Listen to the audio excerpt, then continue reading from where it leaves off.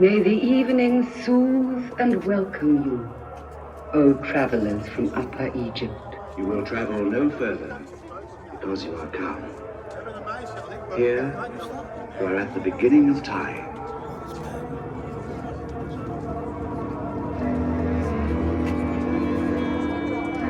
Here was conceived and lived the great week of the creation of the world and the separation of the